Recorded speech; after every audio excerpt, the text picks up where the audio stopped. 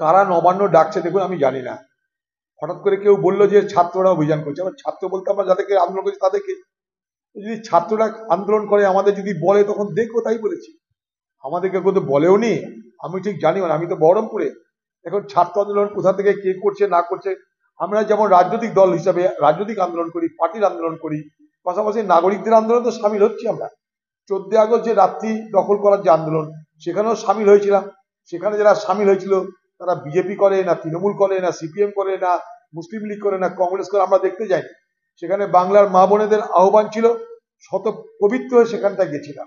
আবার কখনো আমরা যখন রাজনীতি করি, সেই 14 আগস্টের দিনের বেলা কলকাতায় আমরা কংগ্রেস দলের পক্ষ থেকে প্রতিবাদ মিছিল করেছি।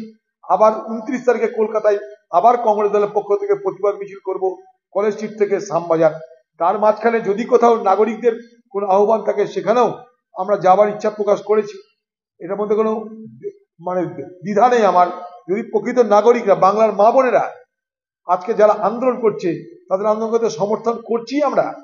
কারণ আজকে বাংলার নাগরিক সমাজ, বাংলার রাজনৈতিক দলের নেতৃত্বকে তারা বলছে আন্দোলন কি করে করতে হয়।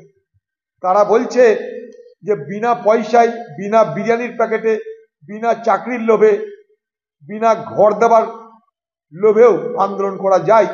এ বাংলায় আমাদের ঘরের মা বোনেরা এবং বাংলার নাগরিক সমাজ আজকে প্রত্যেকটা রাজনৈতিক দলকে সেই শিক্ষা দিল।